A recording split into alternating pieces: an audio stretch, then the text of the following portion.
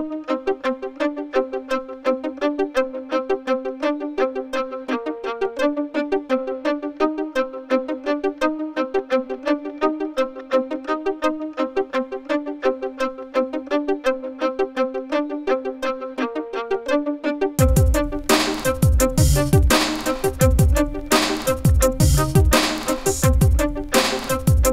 just got off stage, did a nice little show.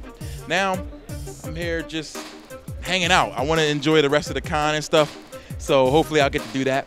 But life's been kind of crazy for me these last, I don't know. This was the last time I've been on Fameaztv. I think it was like, I don't know. It's been a little while, but since then things have gotten a little crazy. Still making music. I was teaching at the time. Now I'm like an ex-teacher. I recently resigned from teaching to kind of follow my dream of making music, and it's brought me here to Phoenix Comicon. Kind of funny that I go all over the place and travel to go to cons and stuff, but I've never done the one in the town that I live in, which is kind of crazy. So here I am, first time Phoenix Comicon. It's really dope, and music's going really well, I gotta say. Working on my next mixtape, Teacher Rapper Hero 2, the 2-week notice, which is coming very soon, in less than 2 weeks actually. About to hit the road for a little tour, heading to New Orleans, Mobile, Alabama, Tallahassee, Orlando, and Miami, and then heading back to AZ to get it popping once more.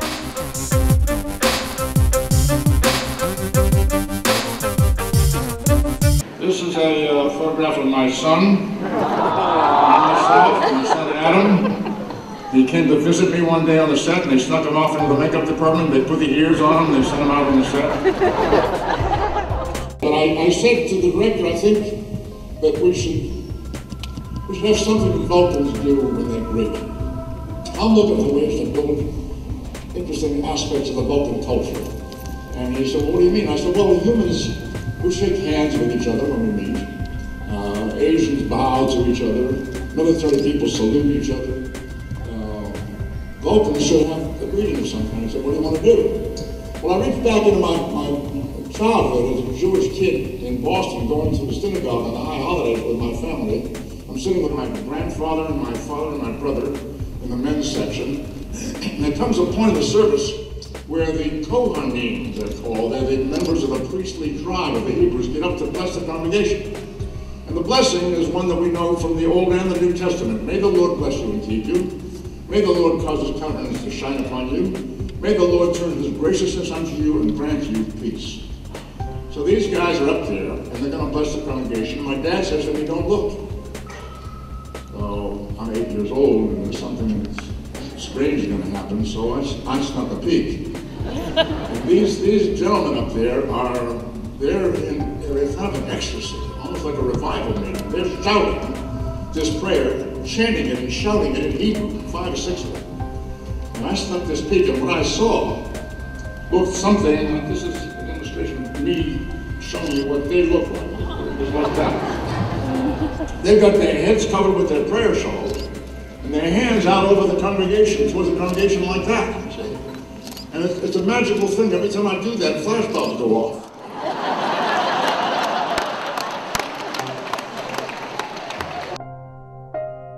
So I immediately started to work to learn to be able to do that with my hands. And I spent years of diligent practice and self-denial to master it. I could get to the point I could do it right hand, left hand, anytime, any place. I could do it. I never knew it would come in handy someday. Anyway, I said to the director, maybe Vulcans do that. He said, okay. This photograph was actually taken that day, on the set that day, the first time this gesture went into Star Trek. And within a few days after that show aired, it was coming back at me on the streets. And then I was hired onto Mission Impossible.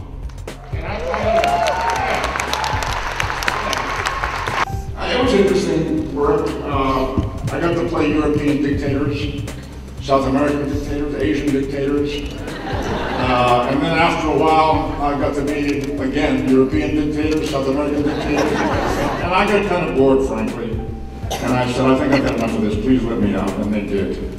And then I went back to school to study photography. Woo! to wonder if I might change careers because I've had more success than I ever expected as an actor.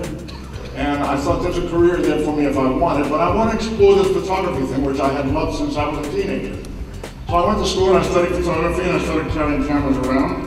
And since this was some of the early work that I did, that's a picture of my parents that I shot at that time. And very indicative of their nature. My mother was a very curious person. She would stop to look and see what was on the other side of that wall. My dad just kept right on going.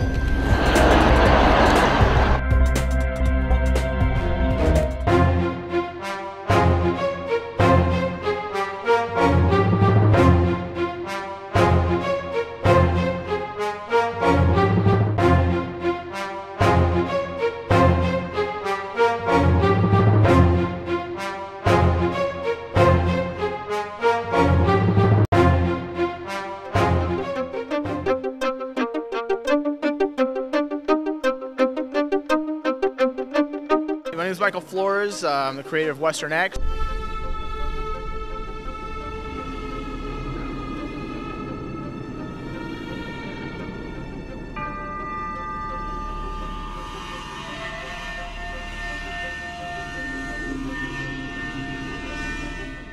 It was originally like a vampire story, and it was supposed to take place in the future, and it was going to be completely different, not what you see.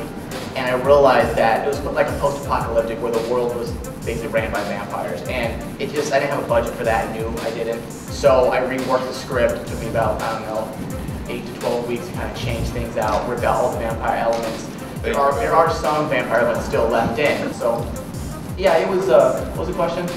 A lot of it has to do with the old spaghetti westerns. Now, you know, the weird west as well. The weird westerns that people like to don't know what those are. Basically, they're westerns with weird elements. That's plain and simple, and they're called Weird West. So if you want to throw this into a genre, that's what it is. That was most of my inspiration. A lot of those old films, spaghetti western films in the 60s and 70s. We're actually getting ready to premiere episode 4 over here at the building next to me.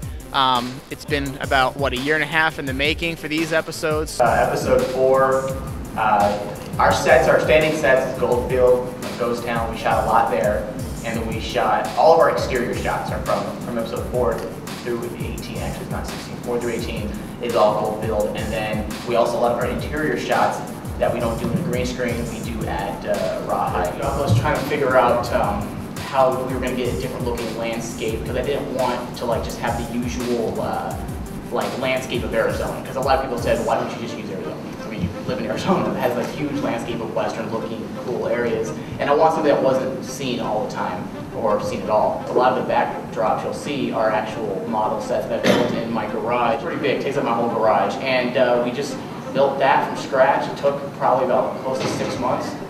And that's what I use. We're going to see a lot of new faces. We're going to see Jerry as Zilgaroth, which is actually the Reverend. We're going to see more of Richard Anderson, Colonel Lee. We're actually going to see him for real this time, not just an intro. We're going to see him. We're going to see Sheriff Dobbs, which is our Bartley Overbay, Ed Hughes, Ed Gary, David Staley. We'll also see a glimpse of Vernon Wells. Well, I have no memories because I took drugs to get rich. Let's be logical, goddamn. And I was kidnapped and thrown on a plane and told to get there. I have very vivid memories of this whole thing. It came about through Jason's boss, I guess, at the time, Nick, who rang me up one day and said, I'm involved in this little webisode. Would you be interested? And I said, I don't know, tell me about it. He told me, and I said, it sounds wonderful. He said, well, I'm going to throw your name onto the table because they're looking for a name to play the general.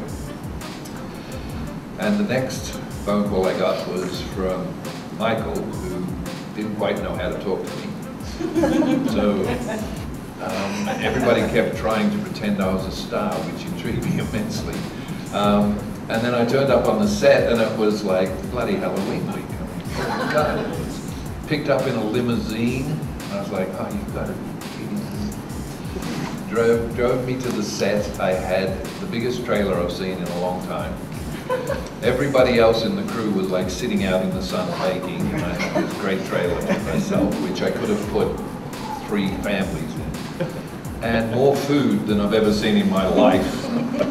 It was just unbelievable, and I sort of took Mike aside in the finish and I said, mate, we really don't need to do this. Like, you know, you could send one of the PAs to pick me up. I'd be quite happy with that. And you could just give me a little trailer to be in. That would be great. And, you know, just a little bit of a fruit salad would be really cool, you know. I'd be the happiest dude in the world. And he said, well, we were going to send one of the PAs, but they were all scared shitless to come pick you up. So we had to hire somebody. It was like, I never understand that. My fondest memory, without the crap, is the incredible people in the cast and the incredible people in the crew, working with these guys, all of them. I haven't worked with Dustin because, according to Michael, we never get to meet in the whole 7 years of series that he's got planned.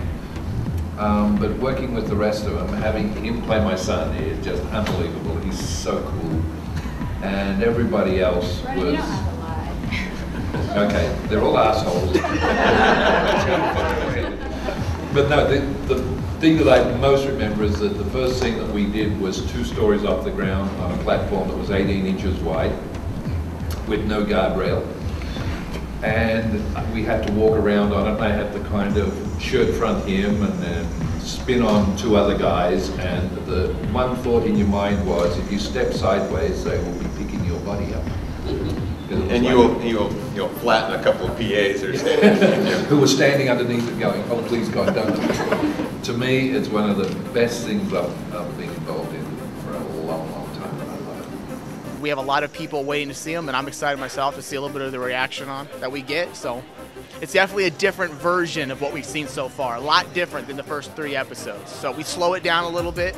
We see the production value drastically increase.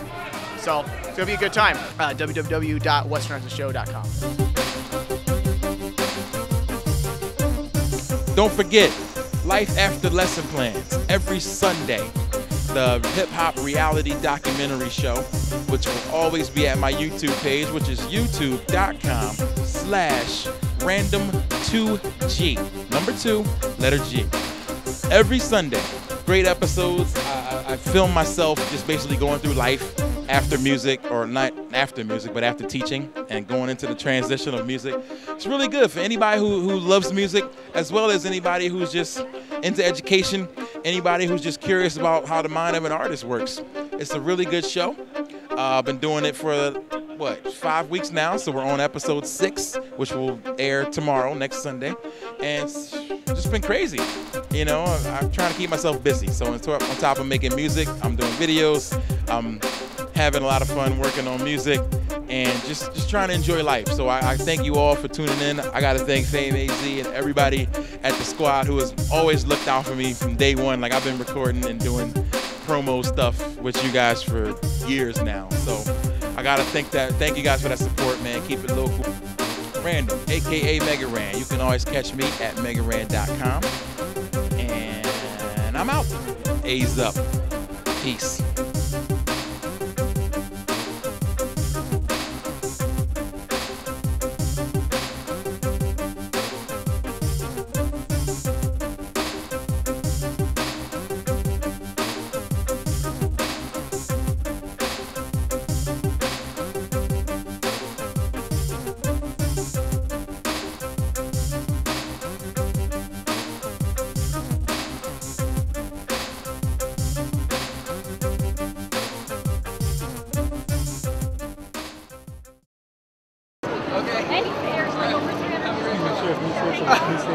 What's up, man? Who the hell is this?